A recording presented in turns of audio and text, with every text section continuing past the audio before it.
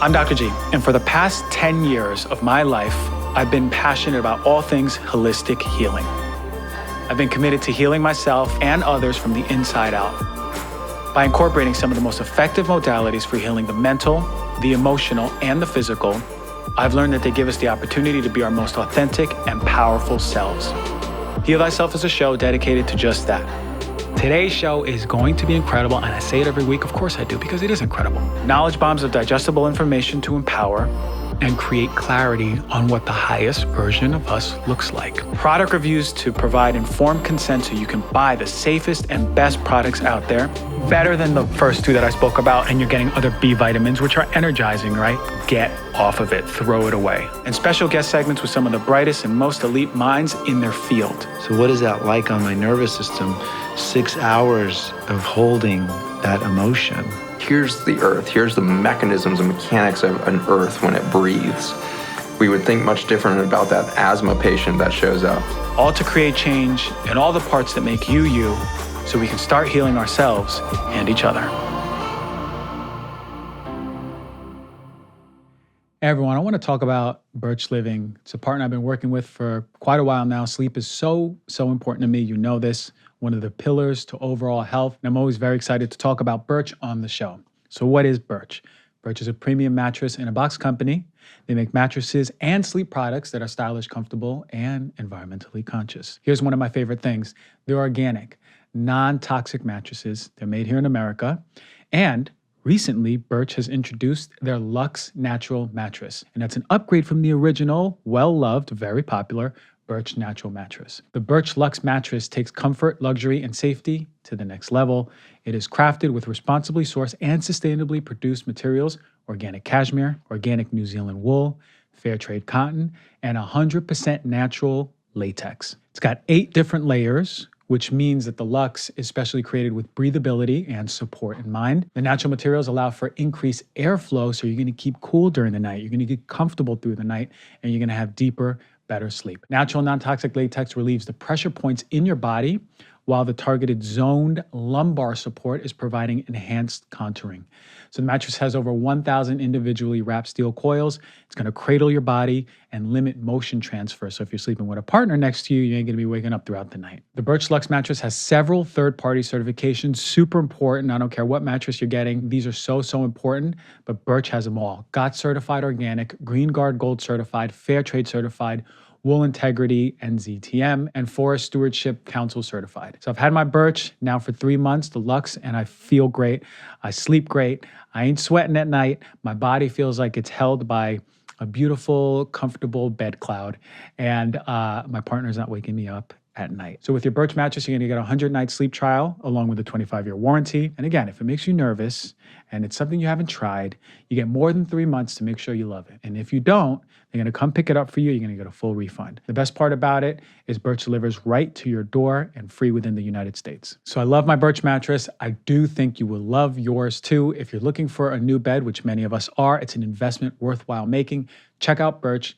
You can click the link below or go to birchliving.com/healthyself, and you're gonna get $400 off of your mattress plus 2 free pillows. So if you've been dreaming about a new mattress, don't wait any longer. You have until the end of this month, January 31st. All Birch financing offers are 0% APR. Head to birchliving.com to see if your purchase qualifies for this amazing limited time offer. All right, so we finished the holidays. New Year's finished. A lot of us are worn out, lacking motivation. Even if the year is starting, a lot of us are coming down from all of the stress. And if you do feel like you need a holiday from the recent holidays, you want to do yourself a favor and start taking Magnesium Breakthrough every night before you go to bed. Magnesium is such an important mineral, one of my top 3 minerals across the board, particularly because it's involved in almost every process in our body. But when it comes to sleep, magnesium is essential.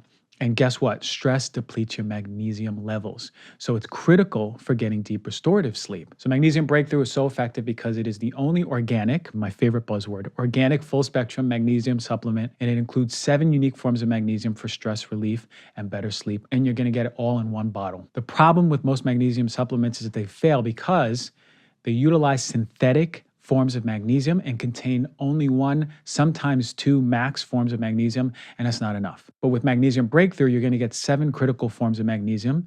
Pretty much every function in the body is going to get upgraded, from your sleep to your brain, from stress to pain to inflammation. And even better, by making Magnesium Breakthrough as part of your daily routine, you're going to be fully rested, recharged, and ready to go about your New Year's resolutions. For an exclusive offer from my listeners, all of you, love you all, www.magbreakthrough.com/DRG.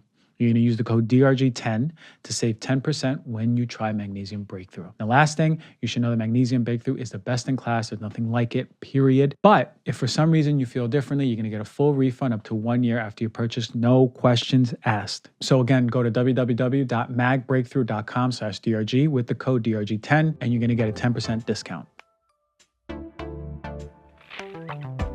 All right, everyone, welcome to another week in the new year of Heal Thyself. Thank you for joining the show as always. And I'm going to say how grateful I am that we're doing another year of Heal Thyself, and how grateful I am for all of you who've been listening to the show from day one, from show 150, 200, whatever it is.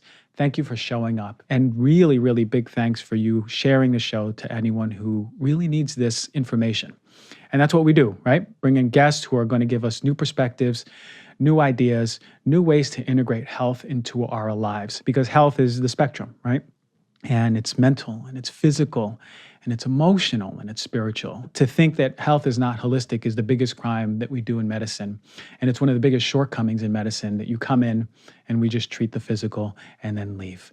It doesn't work that way. That's not a holistic view. That's a reductionist view in health, and that's not what we do. Here at Heal Thyself, given all the love for the new year, we have a great show. We have my friend, my close friend, one of my first guests on the show, Aaron Alexander. He developed the Align method, and it's really our guidebook for getting back into our bodies, building stronger bodies, sharper minds, reducing stress in our lives. It is our method. It is our Bible for getting ourselves to health. He's an incredible, well-spoken, well-researched friend of mine, and conversations with him, I never can predict where they go, so I'm coming with an open mind.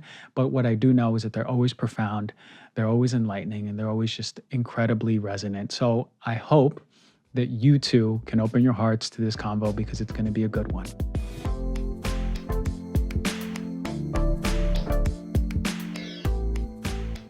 All right, so before we get to our incredible guest, I'm super excited to talk to Aaron. He's been here more than a few times. He's a wealth of information. He knows a lot about a lot. And before we speak to him, I really want to talk about one of my favorite products out there. I've been utilizing it for about 6 months, and it's the Athletic Greens Green Powder. One of the first things that attracted me to Athletic Greens Green Powder was the taste.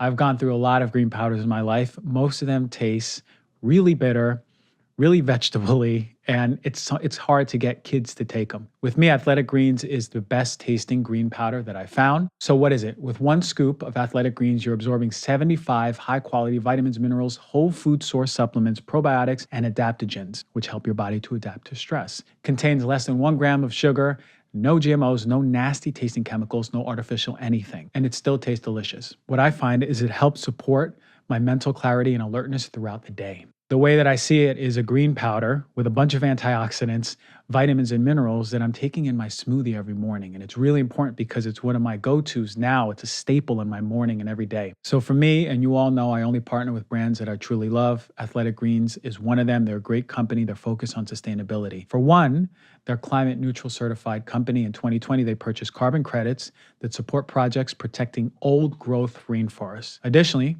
for every purchase, they're donating to organizations helping to get nutritious foods to kids in need, including No Kid Hungry here in the US. And in 2020, Athletic Greens donated over 1.2 million meals to kids. So right now, super important time to reclaim your health and your immune system and your overall strength and energy and overall vitality. When it comes to daily nutrition, Athletic Greens will be serving you up all the vitamins, minerals, antioxidants that you need for your day. Just with 1 scoop in a cup of water every single day. For me, I add it to my smoothie. I'm a little bit fancy. To make it easy, Athletic Greens is going to give you a free 1-year supply of immune-supporting vitamin D and 5 free travel packs with your first purchase. All you have to do is visit athleticgreens.com/heal thyself. Again, that's athleticgreens.com/heal thyself to take ownership over your health and pick up the ultimate daily nutritional insurance. Again, your subscription will come with a year's supply of vitamin D, which is so important nowadays, especially in the winter where you're not being exposed to all of the sunlight that your body needs. So check it out. Athletic Greens, one of my top companies of the year. I know you heard me talk about Nuzest plant-based protein powders before. Nuzest is a constant recommendation on Heal Thyself. Let me tell you why. Other protein powders are not fully tested, nor are they transparent. Nuzest regularly tests for gluten, dairy, soy, heavy metals, and all other ingredients I normally tell you to stay away from. The company is transparent. They share independent testing results over and over every time I ask for it. They provide documents for all their products in their whole line. And it's important to know what's going in your body, especially if you're using the product every single day. And protein powders are amazing because they're a quick way to provide the building blocks for vitality and support your overall muscle health. Now, for me, I've tried a lot of protein powders. Before I was vegan, I had a bunch of animal-based whey protein powders. And then becoming vegan, I tried all of the pea protein powders, all of the rice protein powders. What I noticed that my stomach was particularly sensitive to it. But Nuzest is a formula that's easy on the stomach and highly digestible, and none of the common allergens that affect us when we're taking protein powders. So whenever I review protein powders, Nuzest consistently makes it into my top 3. It's been years for now. The peas are grown in northern France. They're processed in Belgium. They use a patent water-based technology, making Nuzest one of the highest grade protein powders out there, period. So for my Heal Thyself listeners, you're going to save 20% on Nuzest by going to nuzest.us/heal thyself. Once again, that's nuzest.us/HEALTHYSELF. Or you can go to the website and just use the coupon code Heal Thyself for the same 20% off.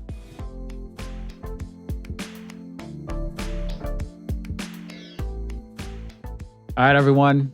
Today's special guest, man, this guy was the first person to come on the show twice, and now he's the first person to come on the show for the 3rd time. My boy, Aaron Alexander, coming to the show with his new updated book.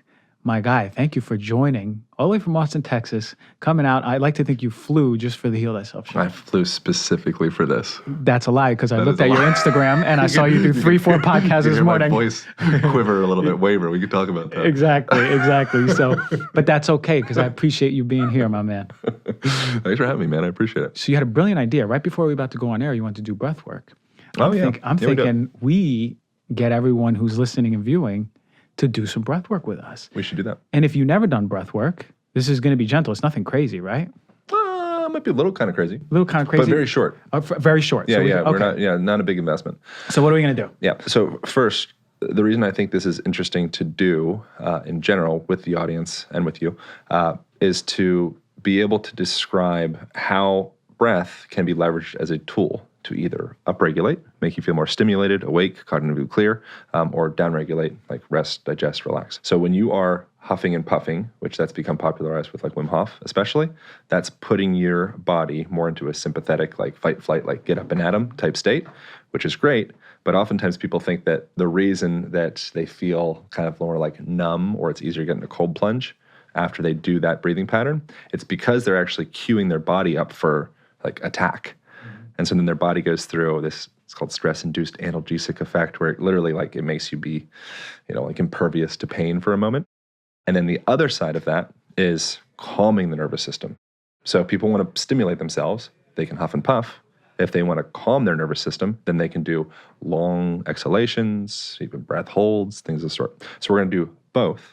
Essentially Nice. just like a Wim Hof, but just having that overlay of like, this is what's actually happening. Okay. So to start off, first thing to think about when doing really anything, but breath work, is first finding orientation in your body. So feeling the weight of your feet on the ground. If you're sitting down on a chair, make sure your hips are up above the height of your knees. If you're sitting on the floor, same thing, get a ground cushion or something of the sort. And then just notice a subtle little lift up through your neck. Imagine there's a little string attached to the back of your head, slowly pulling you up to the ceiling. And just notice your body for a moment. Notice the weight of your body. Notice the temperature in the room. Notice any ambient noises. Just taking a moment to notice. And we're just going to do 30 breaths. I oftentimes forget how many we're doing, so 30-ish breaths through the mouth. You're going to inhale, big old honking inhale, and then just let it fall out. Then on the 30th-ish, we're going to exhale all our air. Hold that breath just beyond comfort, whatever's good for you. Mm-hmm. and then we'll do a breath hold, and I'll talk us through some postural stuff as we're doing that. Listo? Listo. Okay, vamos.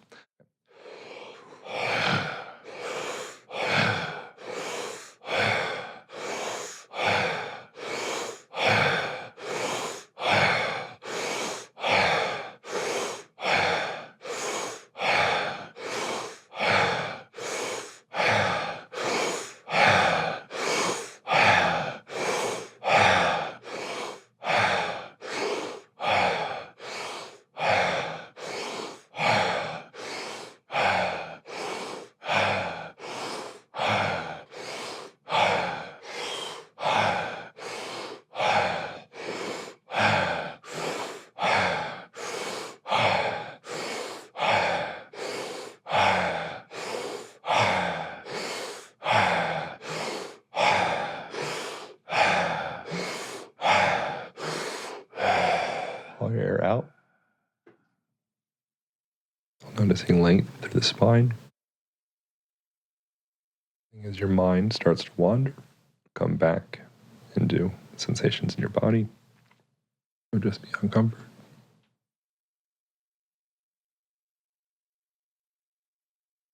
Take a deep breath in through your nose. Fill up, take another sip of air. Another sip of air. One more sip. Squeeze your P muscles, pelvic floor muscles. Draw your chin back. Lengthen up through the spine, up to the ceiling. Keep the P muscles squeezed. You could add in looking up with your eyes. Our eyes are continually tracking down towards our phones, typically. It's an opportunity to unwind that. Then relax. Come through and just do a little twist of the spine. Just going to rotate forward, back, and just starting to notice the spine almost like, imagine it's like a tree branch, maybe like bamboo, Bruce Lee. Feeling that connection from the lower back up to the thoracic spine, up to the neck. Just that ease of movement, spaciousness in between each vertebra, fluidity, stability, support. Come slowly, allow that circle to get smaller and smaller until you find center. Take a moment, just gratitude for your body, for your breath. This moment with my guy Christian. Slowly open your eyes, come back in your body. Start this motherfucking podcast. What a way to start the podcast. I love it. Wow. Definitely get you in your body. Isn't that interesting? Yeah, it's really nice. We have access to so many tools all the time. It's just a matter of investing the 2.5 to 3 minutes to actually do the thing. Seriously, how long did that take? 5 total? Could have been 5. Yeah. And what? We go on Instagram for 5 minutes, on Facebook 5 minutes, watch a YouTube video for 5 minutes. But we come back to our bodies and it feels good, right? And we forget how out of touch we are with our bodies. Yeah. So this is right at our disposal anytime. We could do this practice. And you said that this is the one that calms down the nervous system, right? So the latter part is the calming aspect. The initial part is the amplifying. Huffing and puffing is amplifying. In the book, we talk, I borrowed from Brian McKenzie and his partner. Are you familiar with Brian McKenzie? Breathwork guy, really great. And they describe breathing patterns as a gear system. So first gear continually is in and out through the nose, slow breathing. Second gear is in through the nose, slow, a little bit faster out through the nose, and onward, upward until fifth gear is like full.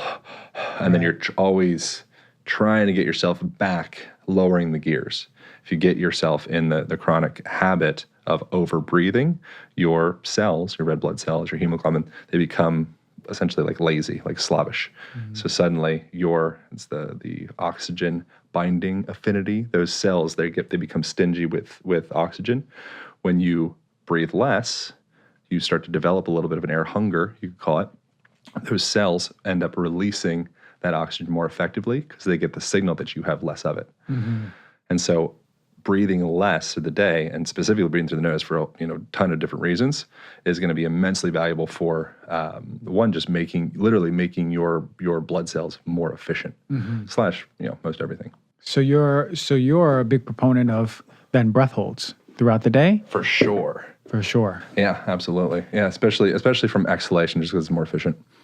So we can do, and what we did is a typical healthy, safe breath hold for most people, right? Oh yeah, yeah. Your body's only you're literally, I mean, you're changing at a cellular level the efficiency and function of your red blood cells, like in real time, like now. Yeah, I feel great when I breath hold.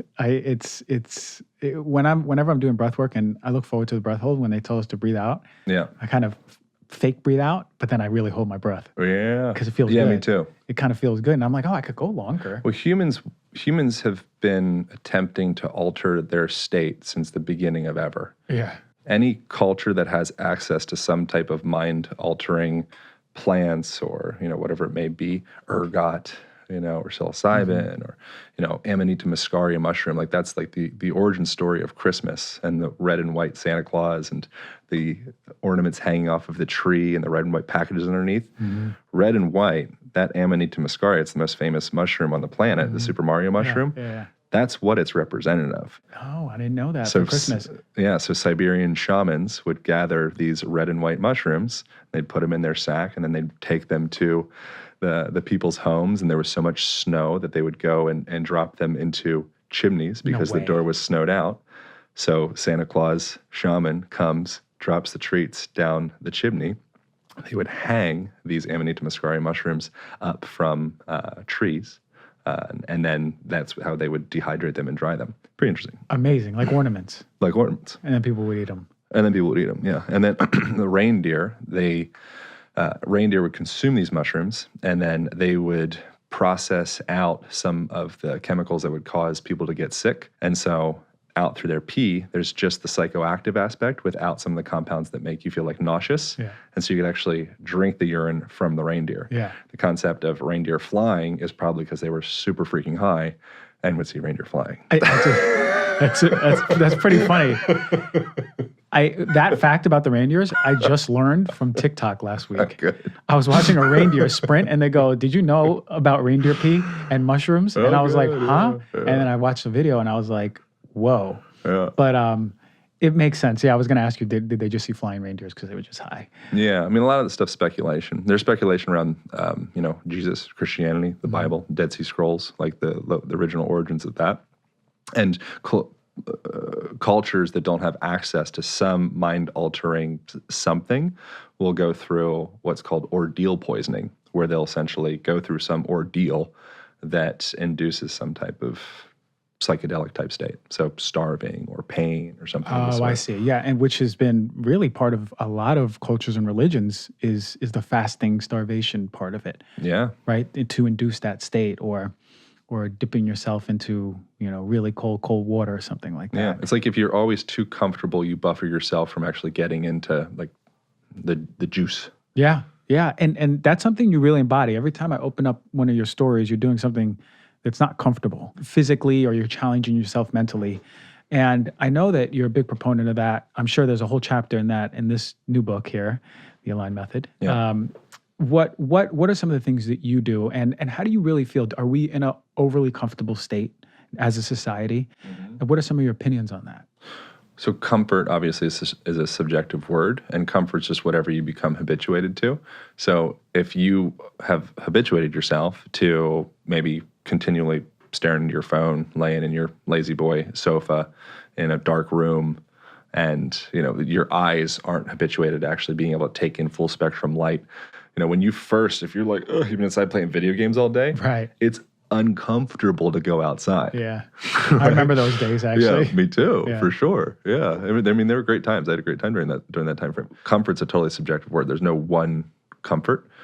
And as a person gets more, I think as you start to like reap the fruit of doing these things, like maybe getting cold or getting really warm, doing like a sauna session or doing some breath work or just like exercising, like everyone's had that experience. Yeah. I don't want to exercise. I know that I'm going to feel better. And it's just a matter of, Joe Rogan refers to it, and David Goggins referred to it as like silencing your inner bitch. Mm-hmm. It's like we need to be willing to just trust the process and get through that initial 3 minutes or 4 minutes or 5 minutes So instead of thinking like, oh my God, I don't want to go on a 5-mile run, I don't want to do the cold plunge. It's like, cool, like I don't want you to do 5 minutes in the cold plunge.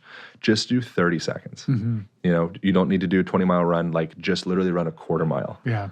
And then from there, then we start to kind of reconstitute our perception of like comfortable. Yeah. That's what I do with myself. If I'm coming out of the sauna and I see that cold plunge, I'm like, nah, I'm not going to do it. Oh yeah. It needs to be in your visual field. It has to be in the We visual. become the shape of our environment. Yeah. So I see it through the glass the whole time. Yeah. Like it like taunts you. It's taunting me, right? It actually has a flap, and the flap turns into a mouth, and it's like, you won't enter. No, you won't. Dude, I have the same thing. Yeah, exactly. But inevitably I'm like, I'll do 30 seconds, but it actually goes more than that. You know, it's just aiming low for me, especially with the cold plunge, is really helpful for me, because then I'm like, oh, it's not that bad. Oh yeah. But every time it's like never gets easier to I can make myself uncomfortable in other ways, but the cold exposure is like really tough for me, and a lot of people out there.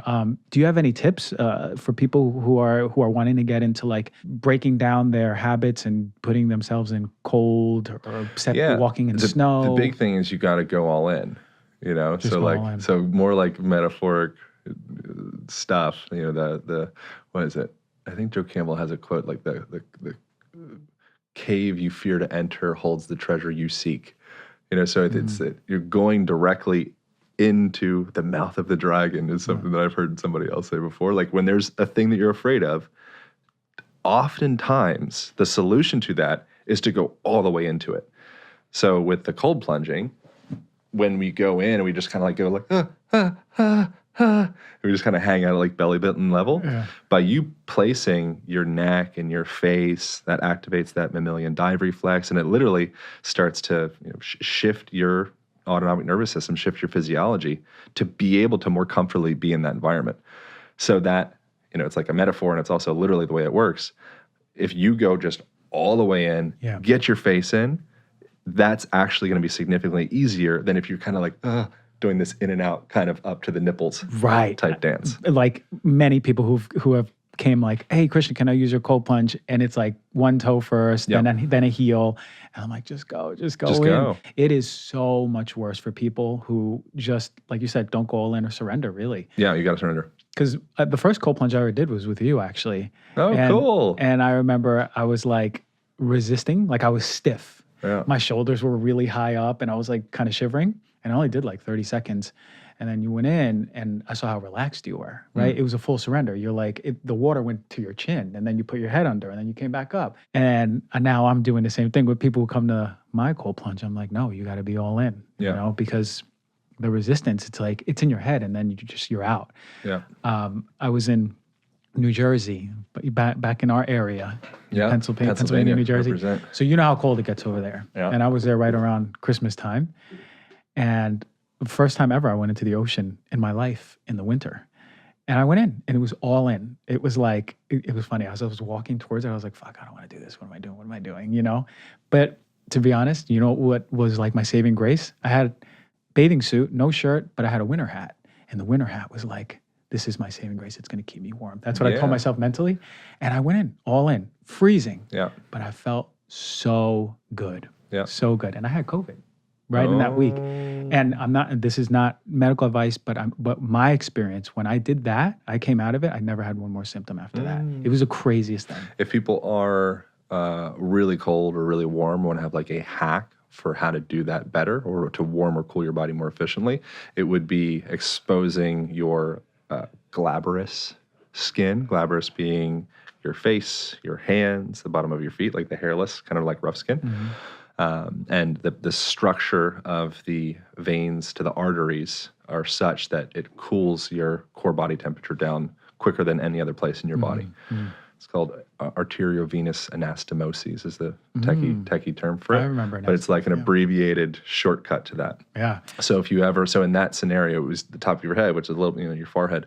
But yeah, if you're ever in some scenario where you kind of, you need to get a temperature quick. Yeah. Say somebody's hypothermic or something of the sort, warm up their feet, warm up their hands, warm up their face. Warm up their face. And if you're in a cold plunge and you're really hurting, and you don't want to be in there, but you want to be in there for another 30, 40 seconds, maybe take out your feet. Yeah. Maybe take out your hands. Yeah, exactly. Yeah. So very, very, very cool. All right. So that is free, making ourselves uncomfortable, right? What are some other free interventions that you really hold high as something that we should be doing as a standard in our lives? And look, a lot of people are going to be like, I'm really busy.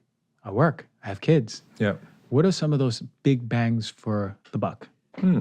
Well, I feel like you've talked about a lot of, and you have more depth around conversations of like the impact of sunlight and things of the sort, but I think that's like the major one. Yeah. So I would refer to you and past episodes that you've done on that, because I think that that's like one of the most massive ones. Obviously, grounding in relation to like inflammation and just generally like feeling good, is another one that's really important. But we need to consume nature. Like we have nature deficit disorders is like someone else's term. Big time. I love that. Yeah. But big time. You just need to consume nature. Yeah. So you consume your visual environment, and most of us are consuming, again, someone else brought up this term, but like we're consuming junk light. So it's not junk food, it's junk light, So we want to get that full spectrum sunlight. It's incredibly nourishing. And for the most part, we're kind of getting like Alan Watts refers to, not light, but other things, as we're consuming the menus and confusing it for food. So throughout the day, we're kind of doing that with the light that we're taking in as well. We get these signals that it's like light, and we're like thinking sunlight, but it's only partial spectrum light, so that LAD and all that stuff. And then the same thing, when you go to bed, paying attention to the lights that you're using. When I got here, I just got back to LA a couple days ago. First thing that I do after like jet lag and all the things like getting off the plane is come back to my place, kind of get everything organized. And I had a couple candles, and I lit a bunch of candles in the house. And it's like this soothing, it's nice environment. Yeah, like looking into fire. It's these things. It's. I mean, that's your whole ancestry, millennia. Your eyes have adapted to once the sun goes down, it's time to build a fire. And we hang out around the fire and we share stories and we look into the fire and we get lost in the fire. I love that. I'm over here thinking. I'm over here thinking. Okay, non-toxic candles. How can I get these to my house? That's how good fast too. is it Pay going to attention take? to that as well. Yeah, but why haven't we even spoken about that enough? Is that we have adapted to fires and sitting around the fires and community around the fires and connections around the fires. Oh yeah. So I love that. And did you find that does that help you sleep better when you're traveling if you have access to candles? Yeah. And I'm not always doing that. I mess up a lot. Yeah. There's like lots of times where I'm like scrolling the cell phone or, whatever the situation is. But last night particularly, because it mattered, I had like a big day today. So ideally we think of every day as a big day, So I think having that accountability is really important. Maybe if you have if you're dating someone, have that accountability with each other. Share that. Like let's try this thing. After 8:30, we're going to turn the lights out and kind of have like red lights. Get salt lamps, get candles. Dim the lights, whatever you have to do. I think having that accountability is really important for me, at least. How are you with accountability? As far as lighting? As far as things in general, accountability. I've with yourself. Part of a big habit has been deferring to helping others instead of accountability for myself, right? Right. Like, the shoemaker with no shoes. Exactly.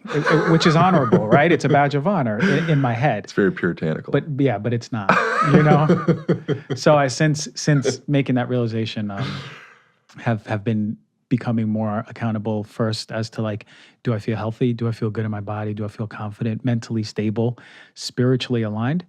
And then I can give, through all the mediums that we love giving through. I think we have a certain set point for everything. We have a financial set point, we have a biological set point, we have a social set point. And I think that a big part of changing our health and our structure, our posture, our relationships, our everything comes down to, a part of it comes down to the stories that we tell ourselves about ourselves. Have you ever felt like too healthy, or like you're making too much money, or like you're like something where you're kind of like feeling like this should just be good, but then perhaps subconsciously or consciously you be paying attention to it, you start kind of activating some sabotaging devices to kind of bring you back to a place? On some parts of my life, for sure. Have you really noticed that, or are you just... For sure. No, I have. I've self-sabotaging was a word that I've noticed as part of some parts of my personality a few years ago, back when I was living in Topanga. Right. When I was really looking at myself, I was like, I kind of do self-sabotage, especially it was in relationships more than like work. Yeah. You know, Sure. in work, it's like I give it, Yeah. right? Because I know that this is part of my purpose. But it happened a lot in relationships. So I catch it. I'm like, oh, you know, like, can I bring in more awareness into how I'm feeling before I'm even like starting a fight for no reason? Do you know? Sure. And those are just these adaptations that we've sucked up throughout our lives, you know? And they served its purpose when it happened, but you know, it doesn't serve a purpose anymore. It's too much. Yeah. Sometimes you need to change your entire environment, I think, you know, to be able to have that feedback, to actually be able to like hold the change. And that's something that happens oftentimes, I think, in some of like the popular conversations around using psychedelics and things of the sort. I think there's a lot of like, cool, you did the thing, you went to Peru, and now suddenly you're like this transcendent master, but you haven't changed anything in your life. Mm-hmm. So you come back, you know, samadhi, see God for 2 minutes, and then you come back and all the same patterns creep back within 2 weeks. Yeah, big time. So it's not enough just to look out the window and see that there's more. You actually have to come back in and say, what's this structural mold that I've been shaping to feel comfortable within these habits for the last however long? Mm-hmm. And so a part of that, I think, you know, a starting place would be, you know, look at the shape of your house. You know, so we become the shape of our environment. You know, Bruce Lipton, are you familiar with Bruce Lipton? For sure. Biology belief guy. I did a podcast with him 2 years ago or so. I went out to his house. We spent the day together. It was very cute. And that's one of the things that he's said tons of times is that if you want to change a cell in a petri dish, you change the culture that it resides within. You don't do anything to the cell itself. You change the environment. Mm-hmm. You know, and so that's, I think, an interesting thing, just to come back and like look at your house and like really ask, like, how does my home make me feel? You're really amazing about this. Mm-hmm. Actually, you're very sensitive to that. Yeah. Like, how does your culture make you feel? Yeah, I think that was just an adaptation through childhood where I had to learn how to become sensitive to the environment. Yeah. So for me, I can sense when like the emotional temperature of the room is changing, you know? So I'm like, whoa, okay. How'd you pick that up? Just in my life, how did I pick it up? I just thought everyone was really sensitive to people's emotions and, you know, the room. It can feel the room. But I noticed that at some point, I think it was through just relativity, friendship and relationships where people are like, how do you feel that? You know, how do you know that? How can you sense that? I'm like, you can't sense that? I was like, you can't sense that? I was like, oh, wait a minute. And then I learned through working with people, one of the healers through the year that I work with, she said, yeah, you know, you adapted in your childhood to be extra sensitive to the environment because you had to, but it's a gift, but it's a lot for you, you know? So do you share why you had to? I don't actually know any particular no, not details or really. stories. Not really. It's just growing up in childhood and the environment that I grew up in. I don't open up enough. No, I don't open up about it, but maybe one day I will. You can, anytime you have a conversation with me, I think there's always like the potential threat I know. that I pull out some lever. I know. It's nice though. You're like, God dang it. No, it's nice. It's not, you know, I've learned to have Aaron Alexander on the show and my sympathetic not be activated. I'm glad we did the breathing because it added to the parasympathetic. But just in childhood, becoming extra sensitive to, you know, home, school, whatever it is, right? Think of someone, and I wasn't, but think of someone who's bullied. They would be sensitive to the bully. Yeah. Right? So you would know you'd have a very sensitive awareness of the room. I wonder how you have, because a lot of people are overwhelmed by that, you know, and a lot, you know, it's like your pain is your gift, you know, like that's the thing typically that is upon being resourced enough to integrate it and be able to help other people with that. Like most people that I know of, like that is their gift to the world. You know, so it's this thing, it's like the worst thing that ever happened to me. Right. It's like, no, this is why you're here. Yeah. That's what Dr. Jay Tita says about soul purpose. He goes, it's not just like, I have all these gifts. It's also like pain and trials and tribulations that you went through that transform into like you being uniquely gifted to talk about that, or gifted to connect with people about that, or just like have a purpose, like a drive, a fire behind it, you know? So the thing that you want to run away from, kind of like calling back to the cold plunge thing, like the thing you want to run away from, in fact, oddly, ironically, paradoxically enough, is actually the very thing that's like the most important aspect of most people's lives. 100%. Which is pretty darn interesting. Yeah, and it's beautiful. It's beautiful because it's like we have this abundance of experiences, and a lot of them, really affect us in our childhood and our adolescence, but they're all perfect, right? Because like you said, that pain is the very thing that we can transmute and to really step into this powerful. How do you think you've been able to leverage and alchemize, to use, we're in like the woo metaphysical territory anyway, but how are you able to not be consumed by that, but instead be able to leverage it to have, you're like a very successful person in most ways that a person could measure success. Yeah. It's pretty cool. You're like a very respectable, biological, sentient I appreciate that. being. Seriously, it's cool. I greatly, I have a lot of admiration and respect for people that are able to do that. Yeah. So how do you not get consumed by the things? By the things? Yeah, and be able to turn it into something that's like, oh, cool. I'm like producing.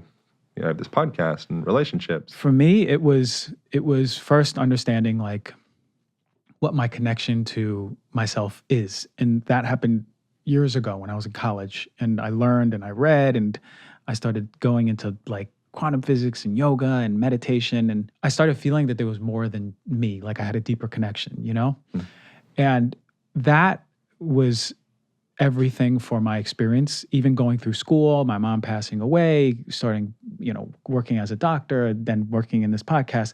I always had that foundation knowing that like, oh, I have a soul purpose. I have a soul. I am a soul. I'm more connected. I'm connected to everyone.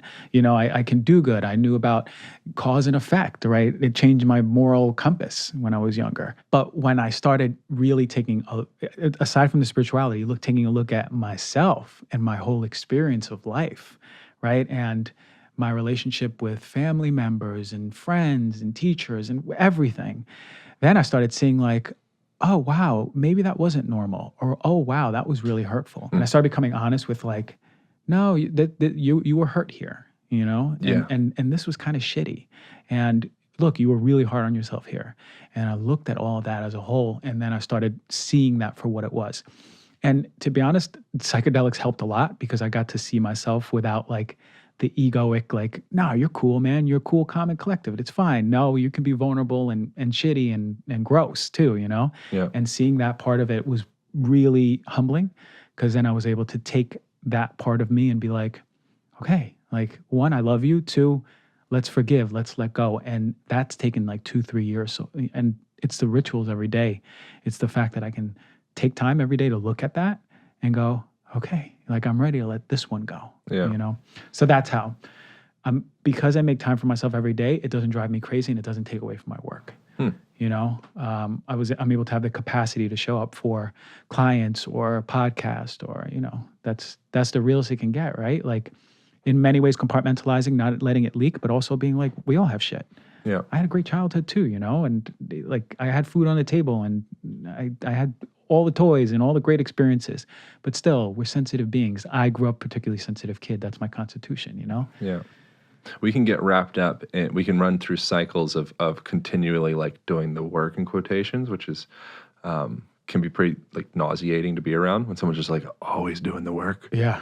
Yeah. Like where's the fruit? Bud. Yeah. Where's the fruit? You got one fruit? Yeah. Where's the fruit of the labor? And the other side of that is being in denial that there is anything to work on. And that's something that I noticed. I had one kind of interesting like aha moment of sorts talking with a therapist. And I share in the book, and I've shared in like different podcasts, whatnot, but my growing up, my home life kind of like destabilized. My dad started using drugs and like this whole thing. He's doing amazing, better than ever. Now he's like helping other people get through their addictions, and it's very cool. But when talking with this therapist, for years, I had this rehearsed story that growing up and being genuinely like scared, uncomfortable, unstable, not sure what was going to happen next, not sure if like dad was going to come home, not sure, like very unstable childhood. I would describe that as like super fascinating. you know, and super like interesting and like, wow, like so much, so learned. I got so much from that experience. Super logical mindset, right? Yeah, very analytical, Yeah. dry, like armored. Yeah. And that was how I navigated that when talking about the experience for years. And with talking with her, I was kind of, I did my spiel, and she's like, no. Like, back up. Like, that was, really maybe very scary for that boy, or it was very maybe unsettling for that boy, or maybe, like there's like these more authentic, like, no, that's what it was, bitch. Yeah. You don't need to be a big tough guy. Yeah. Like, in order to heal, you need to be with this. Right. And at some point, it was the safest thing to do to literally like repress and abandon that version of yourself. And that boy or girl is still there. So life, impactful moment, diversion away, that placeholder is still like, okay, I'll be here. You to come back? Like, pick me up. Yeah. And that was a very interesting moment. And I'm still, there's still a lot, how do you know what you don't know? But that was a very interesting moment of like self-observation of like, oh, I'm like massively in denial. Yeah. Yeah. Big time. And it was the same. It was like the same thing. It was like not analytical, logical, but it was just cool, calm, and collected. Like, I'm good. Yeah. Like I feel good, toxic, positive good, Yeah. rather than being like, there was moments in my childhood, there was moments in my adolescence that kid is still there waiting for my attention, Oh, yeah. And being like, hey, you going to sit with me this year? Right. How about maybe this week, maybe one day? Yeah. Why are you ashamed of me? Exactly. Well, does that lead to the conversation that as men, we're taught not to look at that, or is it just men and women, society? Because a lot of us are ashamed to look at that. Because I know I had my avatar cool spiel, until I didn't, and then I felt way more authentic. I was like, fuck, man, like I don't want to carry this shit. I don't want to be cool, calm, and collected. I actually want to be cool, calm, and maybe have a breakdown every now and then, Sure. And that's cool. That's real. But what do you feel? Do you feel like that is a thorn that us men are carrying with us? I mean, I don't know, there's like an us men that I could speak to, but I mean, I know for me, something that's interesting, I think oftentimes people that seem on the face to be the most well put together, like the coolest guy or the richest, whatever, or the strongest, most muscular, or the most intelligent. Yeah. Oftentimes they're the most brilliantly compensated. And so if there's like an insatiable void to be filled, and you keep on reaching out to fill it with more business transactions or more, consumption of information or whatever it is, or fancier clothes or a fancier car. Yeah. It's really like an interesting kind of puzzle that modernity is in, because those aspects are the things that are praised.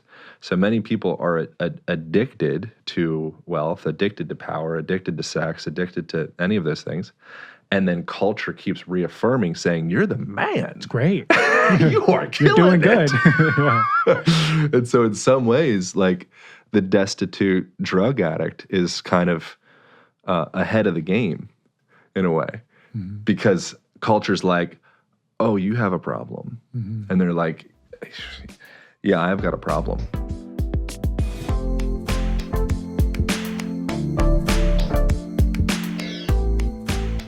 All right, everyone, it's the new year. And holidays are always stressful. And coming into the new year, I love using Ned to help combat stress, anxiety, and pain. And I want to talk to you about Ned's incredible brand new product. It's been in development for over a year. It's called a De-Stress Blend. I love starting the day with the De-Stress Blend. It's one of the first steps in making healthy decisions throughout the day, and it helps me create a better habit loop. So with CBD, we've seen on the market, it's become extremely saturated over the last few years. Everyone's got a CBD they're talking about. Everyone's got a favorite one. It seems like you can buy it now in almost every coffee shop or grocery store or yoga studio across the board. Many of the CBD companies out there source their hemp from industrial farms in China. So please be careful when you buy CBD, because just like with low quality alcohol, low quality CBD is going to have undesired effects. In comes Ned. It's USDA certified organic. All of their full spectrum hemp oils extracted from USDA certified organic hemp plants grown by an independent farmer named Jonathan in Peonia, Colorado. I love that. These products are science-backed and they're nature-based solutions and they're incredible and they work well. The De-Stress Blend is a 1-to-1 formula of CBD and CBG. It's made from the world's purest full spectrum hemp and features a botanical infusion of ashwagandha, cardamom, and cinnamon. Ned is one of the most transparent companies I've come across in my career. They share third-party lab reports for all of their products and all of their ingredients, including the medium that it's in, like MCT oil. It's pretty crazy. They're really, really vigilant about their transparency, and that's why I loved them from the beginning. Additionally, they talk about who farms their products, their extraction process. It's all on their website for you to see. So if you'd like to give Ned a try, Heal Thyself listeners, you're going to get 15% off of Ned products with the code DRG. Visit helloned.com/DRG. You're going to get full access. That's HELLONED.com/DRG. You're going to get 15% off. Thank you, Ned, for sponsoring the show and offering our listeners a natural remedy for some of life's most common health issues.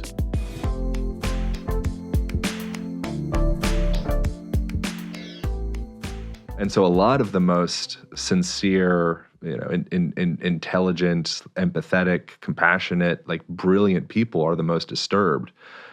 Anthony Bourdain. Right. I mean, come on.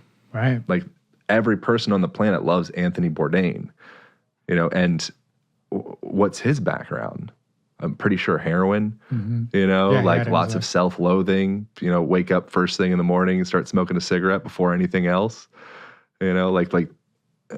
interesting. So a lot of these different attributes that culture would be like, ooh, like that's no good. And I think it forces that person to be more honest with himself. And why does culture so attracted to Anthony Bourdain? Because he's so uncomfortably honest. Yeah. And it's funny that you say that, because the drug addict and the successful person, our friend Peter Crone was here and he said something very interesting. He said there's not much difference between the millionaire CEO and his drug addict brother, right? Growing up under the same roof, just compensated different, right? Yep. It's just different adaptation mechanisms. Yeah.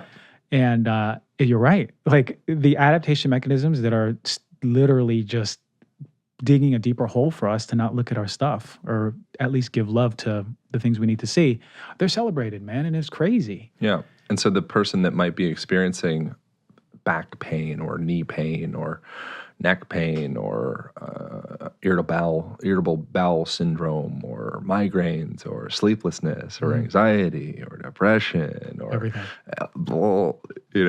any ailment, at some point there's a root in stress. If you go through the definition of like, what is this thing? It's like, well, there's stress of something, and so if you are navigating the planet from this place of continual contraction, resistance, fear, shame, guilt, and you're holding that because you don't have the resources, you feel comfortable, it's like safe or whatever, to be able to like, just let it out, like let it breathe. Then your body will navigate the world from this place of continual contraction. Yeah. Yeah. And we feel it though. That's a thing. We become so used to being contracted, right? And living in shame and fear. And then to be uncontracted is unsafe, because you know for a fact you're not going to die from the state of contraction, or else you'd already be dead. Right. And then when we're not contracted and open, we're like, what is this feeling? Yeah. Right? I gotta close up. I feel naked. Exactly. Yeah. You can liken it to that, like just being naked in the middle of a city out of nowhere, and you're like, no, this is not good. I'm not supposed to feel like this, Unless you're in Austin. Unless you're in Austin. Yeah. And they do naked bike rides over here too. Naked bike rides. I almost got arrested for doing a naked pumpkin run in Boulder, Colorado. When was this? When I did get arrested. I don't know if I got arrested. I don't know what get arrested means exactly, but I got wrangled. By just a bunch of cops? By the police. But you were naked? Oh, yeah. With a pumpkin on your head? Oh, yeah. and did you outbrute them and run away? No contact. No contact. No contact. So I was sat down. I was wrangled with a few other naked pumpkin runners. It's like a tradition. Yeah. I don't know if they still do it. This is like 12 years ago. So I sat down. It was longer than that, actually. Sat down, and then when the police turned away, got up, then they saw me get up, at this point, pumpkin's off my head because that would, wouldn't be good for aerodynamics. Right. Of course. Yeah. Slow you down. I don't want to be top heavy. we wish it was like a Rocketeer or like a feather festival. Yeah, exactly. And you just, or shark fin festival. So remove the pumpkin, juke move, roll out, down the street naked, got away. But no pumpkin on you anymore. Left the pumpkin You as retreated evidence. the pumpkin. As evidence, yeah. As evidence. Yeah. They never took DNA swabs, so they never found you. Oh, that's good. That's a great story. Thank you. I didn't know. See, there's always something new. Me and you have hung out outside of this podcast many times. This is the first time I'm hearing a story like this. That's great. Yeah, that's good. What a way to feel liberated. I didn't know. Where in Colorado was this? Boulder. Shout out to people in Boulder. Shout out to Boulder. Who's ever done it. Yeah, who's ever done it. Yeah. Shout out to you too. I love that we mentioned contraction and fear. Yep. Because for me, that's the basis of so much disease, right? And I've been really talking a lot about. It's the number one, isn't that on the CDC? It's like the number 2 killer in relation to COVID. For stress? Fear and anxiety related disorders. That's what Sean Stevenson told me. I haven't actually looked at that. Sean is more well-read than I'll ever be when it comes to this stuff at this point, because I was just like, yeah. But man, the contraction, the fear is like, you can even logically think about the mechanisms in the body, what happens when you're in a fear state. But long story short, you're just in a cortisol sympathetic dominant state. That's the mechanisms that you're the signals you're giving your body. What are some ways then, or what are some things you do to make sure, okay, I'm actually in a fear state? Because it's easier said than done. Like you can be in a fear state and then you want to come out of it and you're like, oh, I'm not going to really say that to this stranger. I mean, I really love this with this stranger. I'll tell you this morning, I was walking and there was this guy, he was surfing and I walk the beach every morning. And part of my work that I've been doing is speaking to strangers, and because a hard thing for me is giving affirmations or my challenge. Is giving affirmations? Giving words of affirmation. Oh, really? Yeah, like, why hey, is it uncomfortable for you? I don't know. It's something that it's something that has never developed well in me. Oh, wow. All right. And so once a day I try to do it with a stranger. So this morning, this guy was surfing, and like, I sometimes pay attention to some people surfing, but I never really seen anyone surf. They're just kind of hanging out on their surfboards. And there's this wave, and this guy's like just shredding the surf, quote unquote. And he's just killing it. I was like, yo, this guy's amazing. And he's like 50 yards ahead of me. And then he like gets washed ashore and he's just standing and watching the waves. And I was going to say something. Yep. I didn't know what I was going to say, but I felt the same feeling of contraction and fear in my throat. And it's crazy because after I passed him, I made an excuse. I was like, oh, I had my glasses on. I wouldn't have been able to like make good eye contact or anything. Just all these excuses. And then you know what I felt? My throat started getting tight. Mm-hmm. And my chest started getting tight. Like immediately, more tight than it was before I passed the guy. Yeah. And I say this because a lot of us probably are walking around with that contraction and not even knowing where it is in our body.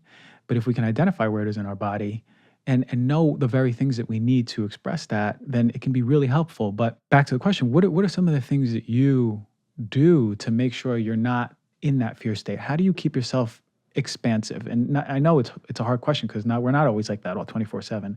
But what are some tips that you have for us to be really walking more authentically?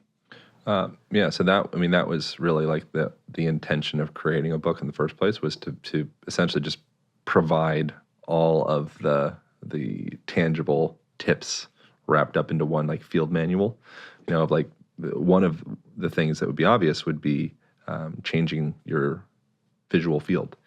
So when we are myopically focused in on a thing, Dr. Andrew Huberman, he's quite brilliant with all of this, and he helped actually review the visual chapter in the book, thankfully.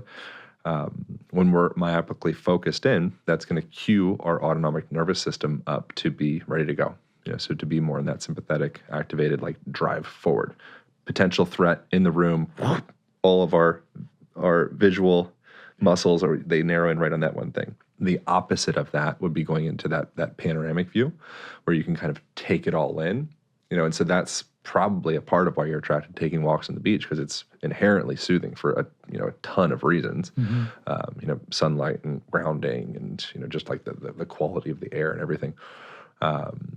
You're probably barefoot. Yeah. You're probably going through varied contours of the floor. So it's like this, like this sensory soup, and so when we dumb our sensations out, I think there's something to that where we become hungry.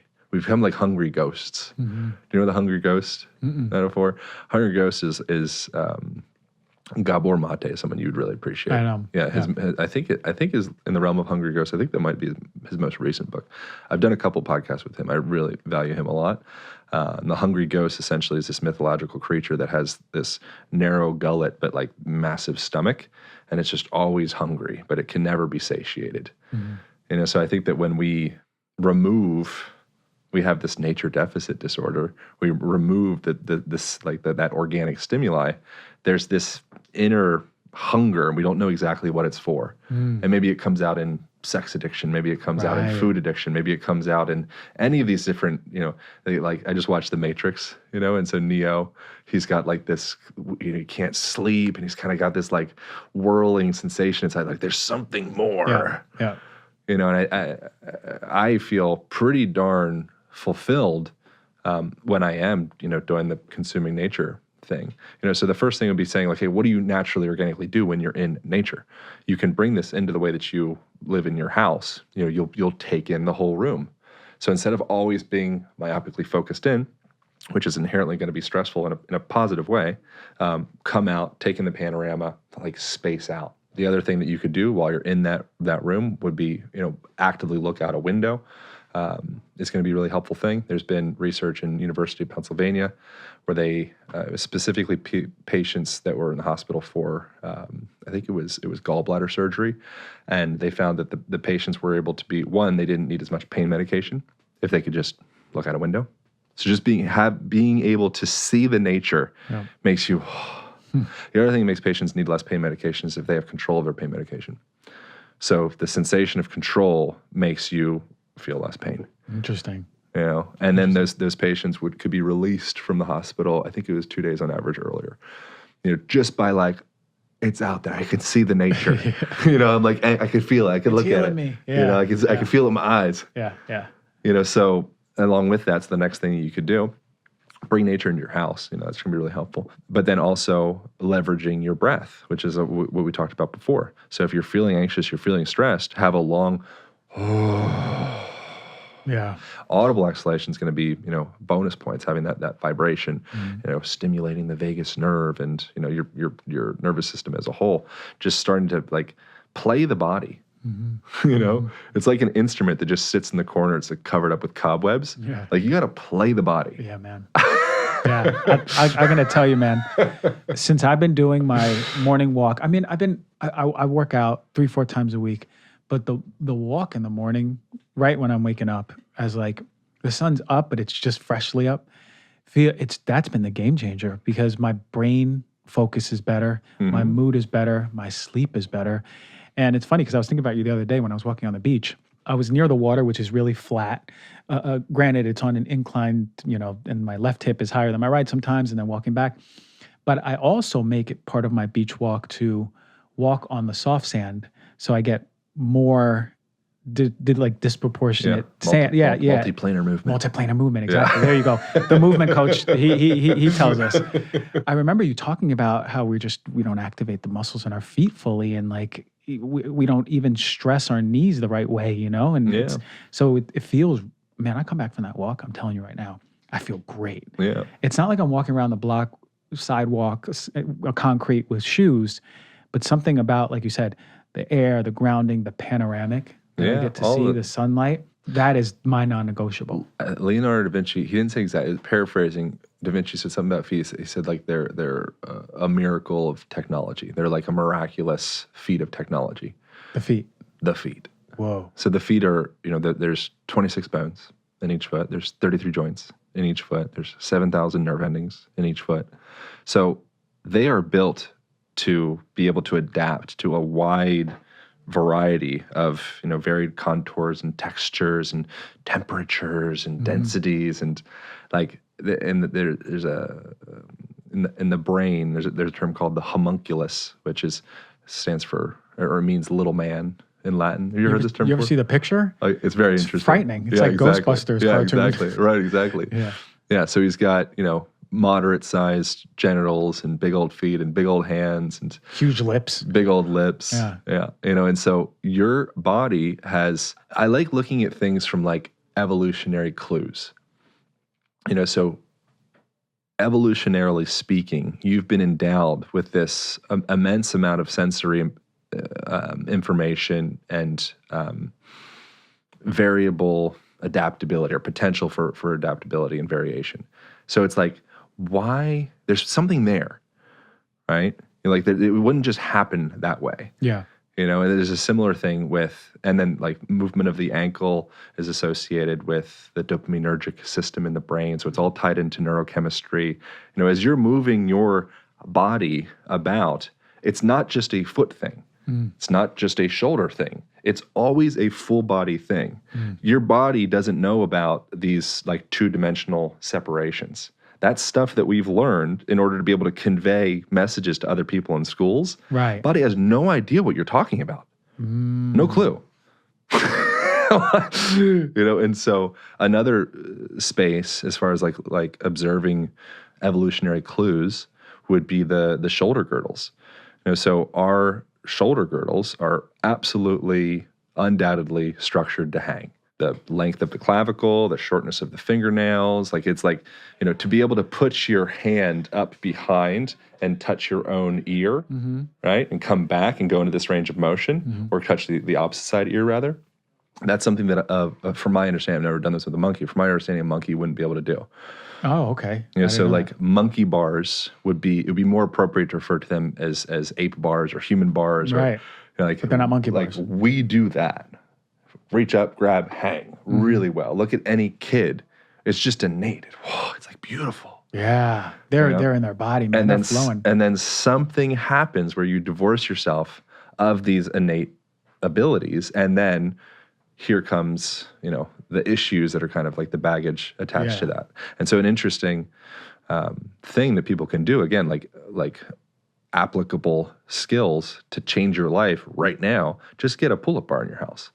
So simple, and we probably talked about this before, so I won't go too deep into it, but there's a doctor called Dr. John Kirsch, orthopedic surgeon, wrote a book called Shoulder Pain, found that 90 out of 92 patients that he did this, they did a research study with it, found that 90 out of 92 patients were completely resolved of any of their shoulder impingement syndrome or the pain that they were experiencing just by going through a basic hanging protocol with a few exercises. So that's what we break down in the Align Method book in the hanging chapter, how to do this, why to do this. Like it's so simple. And it's just 90 seconds a day in total. What happens is you're doing that, it opens up a space called the coracoacromial arch, which is a place that commonly gets bound up and kind of just like gets impinged. And then you can't raise your arm up over your head. That especially happens when your shoulders are raised up, kind of like you're tense or stress, or you have that medial rotation. The shoulders rolling in, suddenly that tissue literally starts to kind of get closed off. Now I can't bring my arms up over my head anymore. Shoulders don't just exist in a vacuum. Every time you try to raise your arm up overhead, you can't get that range of motion because you're blocked out, because you don't do what the shoulders are built to do. Right. Hang every now and again, among other things.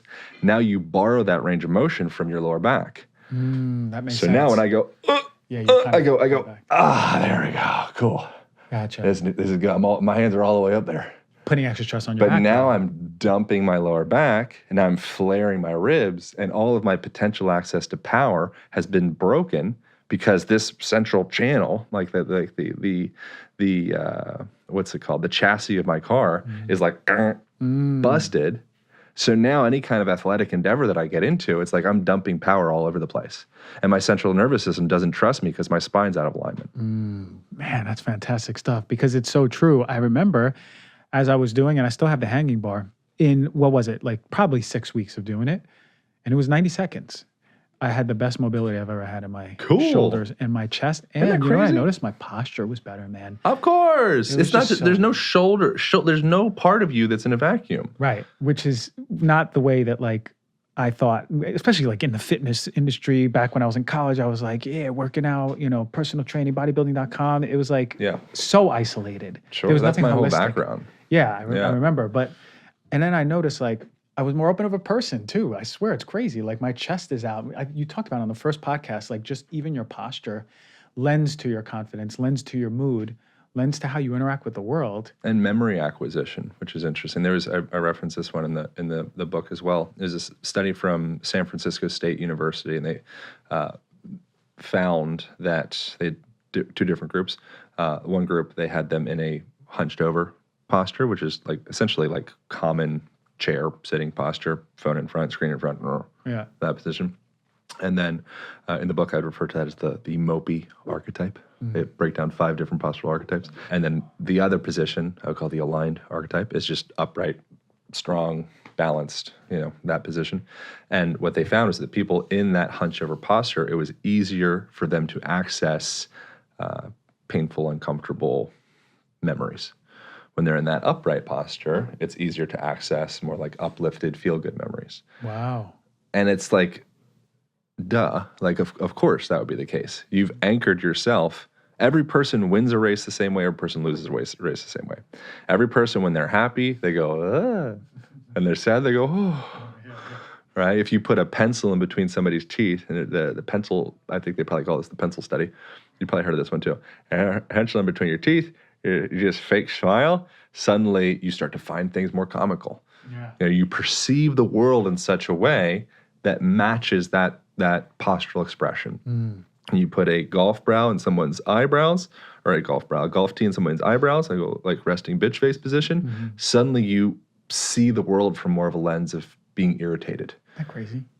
No. Yeah. No, it's not crazy. It's like It's literally like so duh. Yeah, but it's just crazy that we never ever like put these two together in like our common consciousness, or like we didn't even learn about it in school. You did. Anybody that's halfway sensitive did learn about it. They just haven't put language to it. Yeah.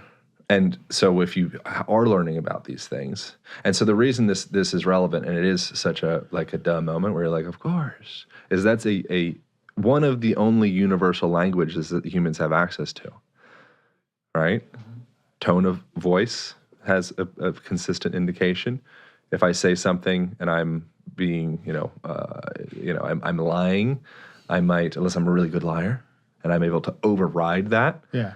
Then you might notice my voice go up a little. No, of course not. Yeah, No. Just like when we started the podcast and you said this was your first fight, or you flew to this one.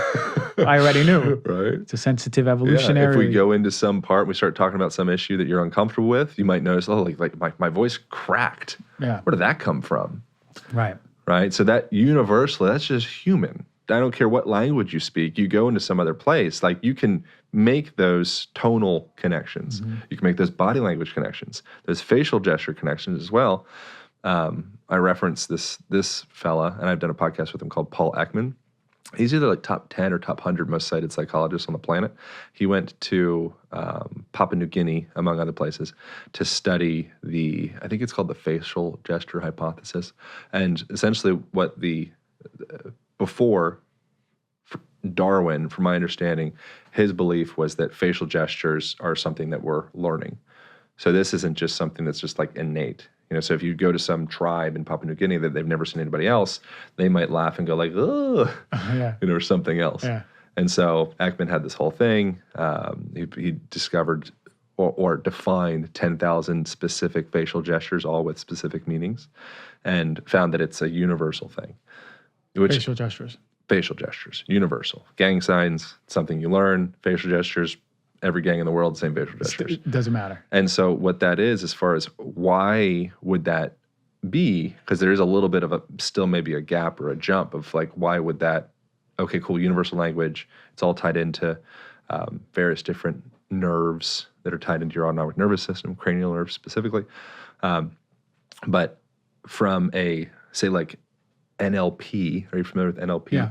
So in NLP, you might say, you might do a thing called anchoring, right? So before you do something that you care about, you do a podcast, you go to the big game or business meeting or whatever, you might listen to a specific song because it like hypes you up. So you can get in the habit of listening to that song every time you go into that thing to start to almost like have like an acquired memory of that state. I hear that song, I'm like, whoa, I'm in that place. We have that same thing happening, that same system of how that song reminds you of that feeling that you've wired in. We do that with our postural patterns as well. So every time throughout the beginning of since you were a baby, when you feel scared, your postural patterns are the same. When you feel happy, they're the same. When you feel like all of it. And so all of your memories have been logged in that position. Wow. Yeah. So when you go back into that position, you open up that whole index of, oh yeah, we're winning. Yeah. Even if it's like the middle of a Wednesday, you could be winning. Yeah, and it's not to say, and then the issue comes here where you can start to get into start roaming into like the positive vibes only terrain, which is a super bummer. You don't want positive, that'd be weird. Yeah. So it's like, be okay with, sometimes you could slouch. Yeah, be okay with being really uplifted. Yeah. Like have access to all of the colors of the palette and, be able to seamlessly move throughout them. Like that's an expressive human being. I love that. That's embodied. You'll appreciate this. I was walking back from one of my walks and I was like, what is it to be embodied? And I was like, embodied. And I kept walking and I was like, embodied. This was a few weeks ago. And then I was like, embody. It means to be in your body. That's right. It means to fully be in your body. Like you said, the whole index, all the colors, to be in your body, right? We spend so much time here, but there's no one who appreciates movement and the design of the body more than I know in my life than you. So being in body is so important. And you embody that embodiment. So it's awesome stuff, man. And you're I feel like you're about to say something else, and I'm interrupting, so I apologize. But your body, we talked about the vagus nerve before. 80% of the pathways in the vagus nerve are afferent, meaning they're going from body to brain. The efferent ones are coming top down. So most of that information through from the heart, as they get to this like the Heart Math Institute.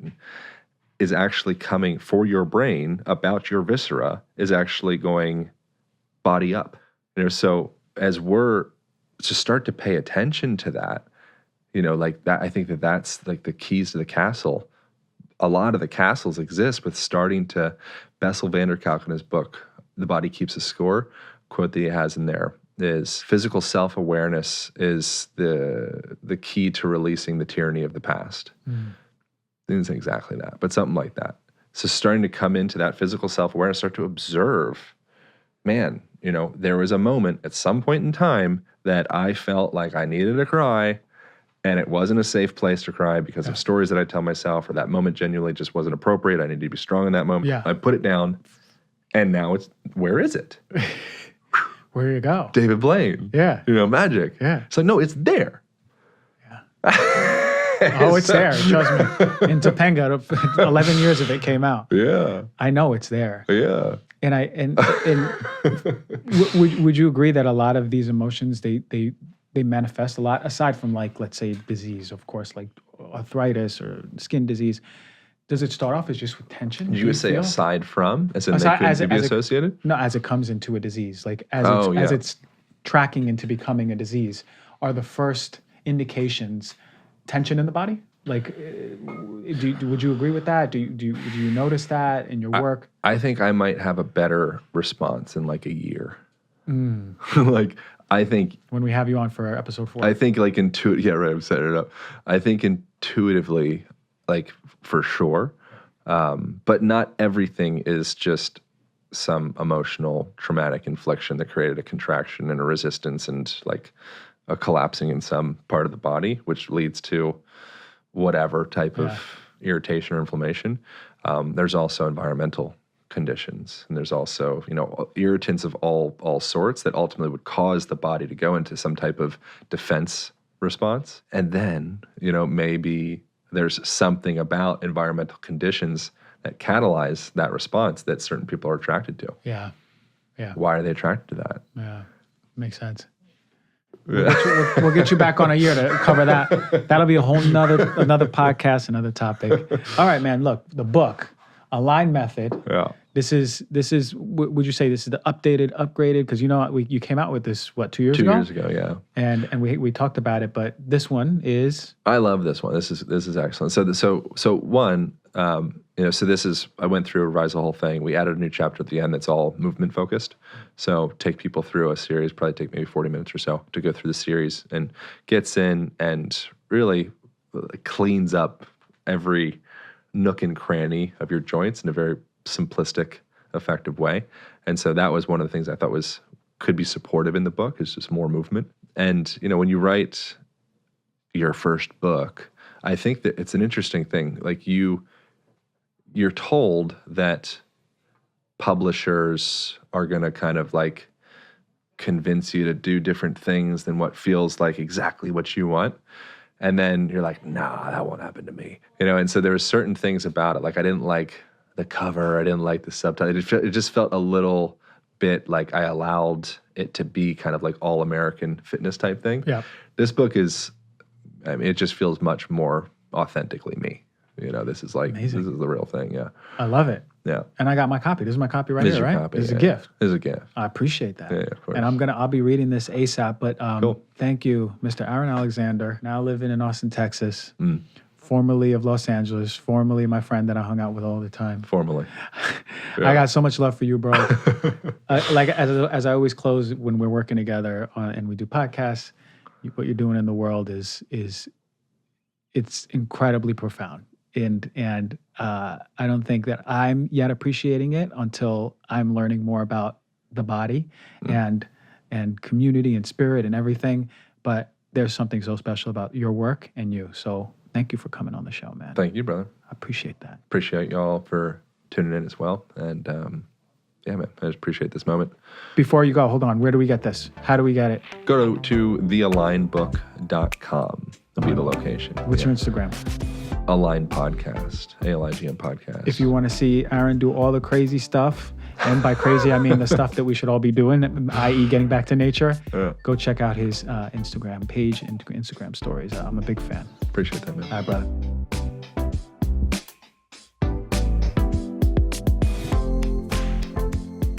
Man, every time Aaron is on this show, he is dropping bombs. He is dropping some enlightening information. I'm so happy we got to have him on the show. If you enjoyed it, or if you enjoy Heal Thyself, please rate, review, subscribe, support the show so we can keep growing and doing right by you and everyone else. Love you all, and I'll see you next week.